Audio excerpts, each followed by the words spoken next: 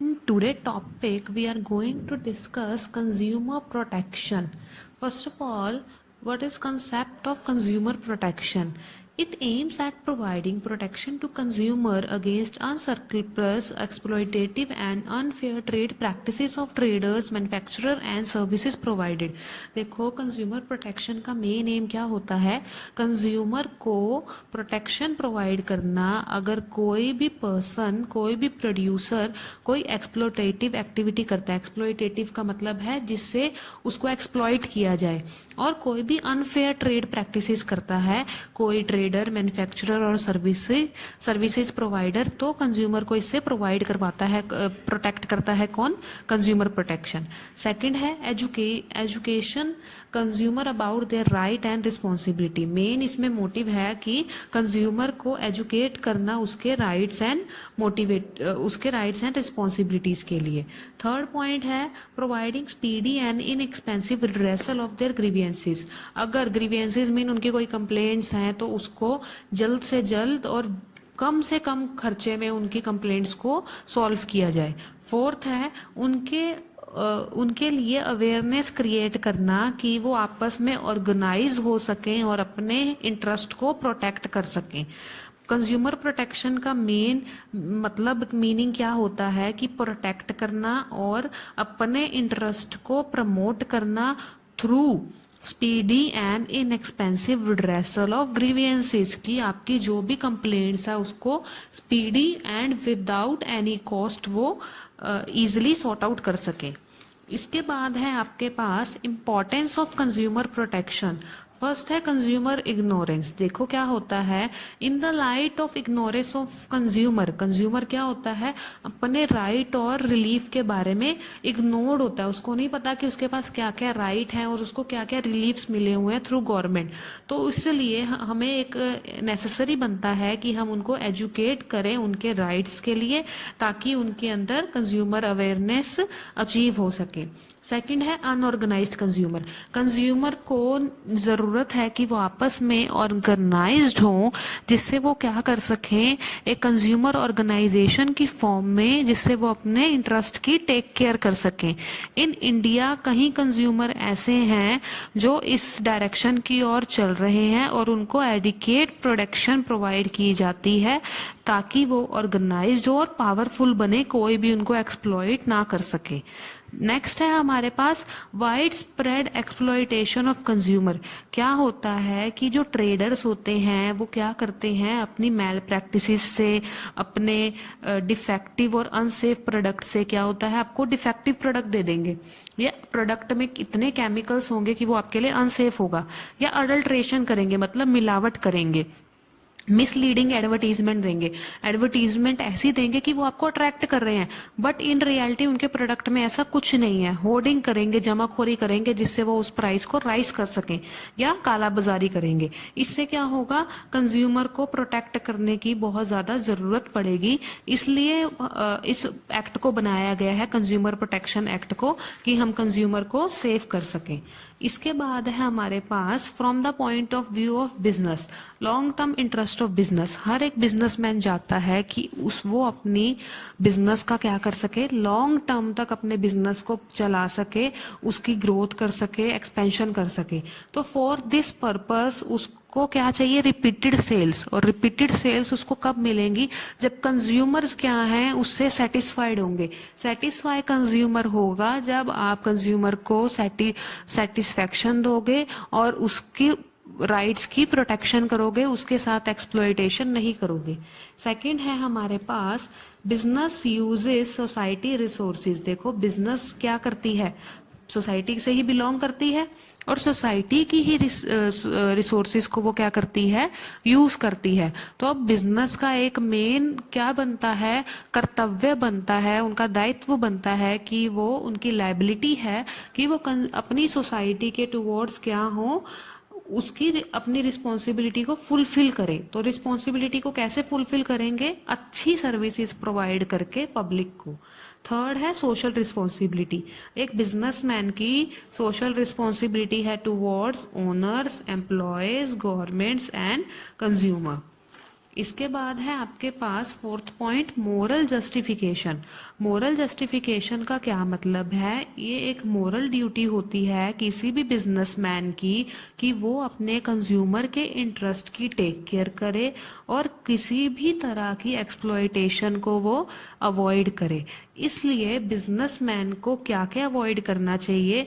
कोई भी exploitative activity, कोई भी unfair trade practices like adulteration, मिलावट, मिसलीडिंग एडवर्टीजमेंट, एडवर्टीजमेंट आपने कोई भी गलत तरह की एडवर्टीजमेंट प्रोवाइड नहीं करनी, और होर्डिंग, जमाखोरी। लास्ट पॉइंट है गवर्नमेंट इंटरवेंशन। एक a business engaging in any form of exploitative trade practices would invite government intervention. देखो, अगर आप कोई भी अनलॉफुल वर्क करोगे, इलीगल वर्क करोगे, या आप एक्सप्लॉयटेशन कर रहे हो, तो इससे गवर्नमेंट आपके बिजनेस में इंटरवेन करेगी, आपके बिजनेस में इंटरफेरेंस करेगी। सो इसको आपको अवॉइड करना है through providing better services and quality. इसके बाद में मोस्ट इम्पॉर्टेंट टॉपिक है हमारे पास कंज्यूमर राइट्स। फर्स्ट राइट है राइट टू सेफ्टी। एक कंज्यूमर के पास राइट है कि वो प्रोटेक्ट कर सके अगेंस्ट गुड्स एंड सर्विसेज जो हजार्डियस हैं उसकी लाइफ के लिए, उसकी हेल्थ के लिए।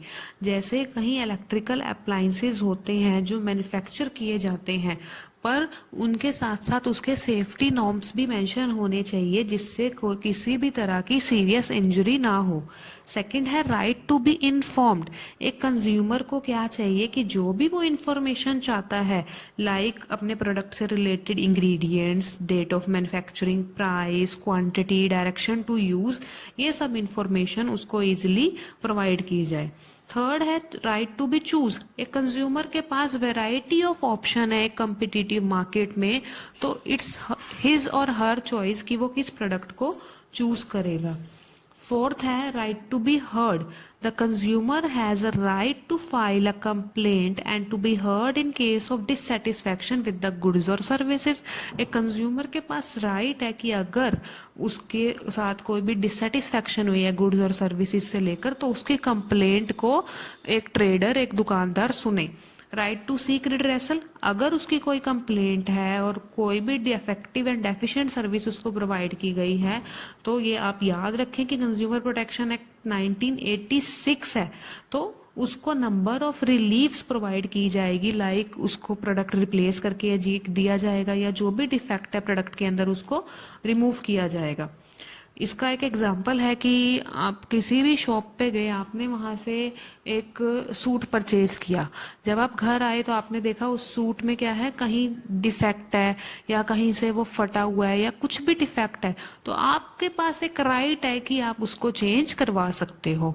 नेक्स्ट है right to consumer education. Consumer के पास एक राइट है कि वो एक्वायर करे नॉलेज को, और to be well informed consumer throughout the life. उसको जो भी रिक्वायर्ड इंफॉर्मेशन है प्रोवाइड की जानी चाहिए।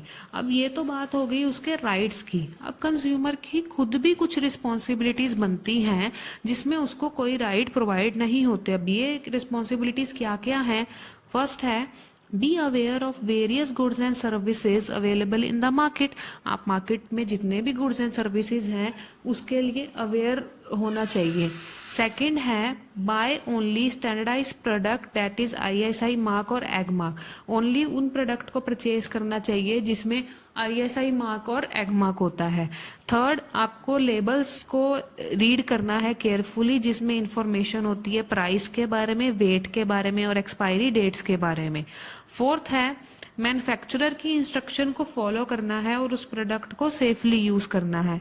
फिफ्थ है आपने क्या करना है, अपने आप को असेस करना है कि आप एक फेयर डील को गेट कर पाओ। सिक्स्थ है कि आप एक कंज्यूमर कोर्ट के अंदर कंप्लेंट फाइल कर सकते हैं अगर आपके किसी भी तरह के गुड्स में डिफेक्ट है। और सेवेंथ है कि आपको खुद भी ऑनेस्ट होना पड़ेगा अपनी डीलिंग्स में। इसके बाद है हमारे पास डेफिनेशन ऑफ अ कंज्यूमर। कोई भी पर्सन जो एक प्रोडक्ट को बाय करता है बाय गिविंग एनी कंसिडरेशन, और अगर वो प्रॉमिस करता है कि वो कंसिडरेशन, वो अमाउंट पे करेगा, ये उसको हम क्या बोलेंगे, कंज्यूमर। जैसे कि if a person buys a car in cash और under finance scheme then he is a consumer, कि मतलब इसके अंदर आपके पास क्या होगा, कंसिडरेशन पे करनी जरूरी है। नेक्स्ट है आपके पास who can file a complaint under the consumer protection act 1986। First है सेंट्रल गवर्नमेंट और स्टेट गवर्नमेंट। सेकंड है वन और more consumer on behalf of numerous consumer. Third है अ लीगल हायर और representative of a deceased consumer. इसके बाद है हमारे पास against whom a complaint can be filed, किसके खिलाफ हम कंप्लेंट कर सकते हैं, एक सेलर, एक मैन्युफैक्चरर, एक डीलर ऑफ गुड्स, अगर उनके गुड्स क्या निकले हैं, डिफेक्टिव। अब डिफेक्ट का क्या मतलब है कि अगर उस प्रोडक्ट में किसी तरह का कोई फॉल्ट है, कोई इम्परफेक्शन है क्वालिटी में, क्वांटिटी में, या गुड्स की प्योरिटी में कोई कमी है। आपके पास डी पॉइंट है remedy available to a consumer. उसके पास क्या क्या रेमेडीज अवेलेबल हैं। फर्स्ट, कि वो अपने डिफेक्ट को गुड्स में से क्या कर सकता है, रिमूव करवा सकता है, और जो भी डेफिशिएंसी है सर्विसेज में उसको वो रिमूव करवा सकता है। सेकंड, वो अपने प्रोडक्ट को रिप्लेस करवा सकता है विद न्यू वन। थर्ड, अगर उसको प्रोडक्ट पसंद नहीं है या उसमें किसी प्रकार का कोई डिफेक्ट है तो वो उसके लिए अपनी पेमेंट को रिफंड करवा सकता है। Fourth, not to offer hazardous goods for sale, ऐसे गुड्स आपको नहीं सेल करने की जो उसकी हेल्थ के लिए हजार्डियस हैं। फिफ्थ, वो अपने हजार्डियस गुड्स को मार्केट में से विड्रॉ कर ले। डी पार्ट, सिक्स्थ पार्ट है to issue corrective advertisement, advertisement correct देनी चाहिए, ना कि कोई मिसलीडिंग एडवर्टीजमेंट देनी चाहिए। सेवेंथ है कि टू पे कॉस्ट टू एजुकेट पार्टी, जो भी आपकी कॉस्ट है वो आपको अपनी पार्टी को पे करनी है। टू पे, जो भी उसके डैमेजेस हुए हैं तो वो डैमेजेस को आपने पेनल्टी की फॉर्म में अपने कंज्यूमर को पे करने हैं। That it with the chapter of consumer protection. If you have any problem and any query, you can ask in the comment section, and don't forget to follow, like, share and subscribe to my channel, and also follow my page on Instagram, that is commerce.insider. Thank you.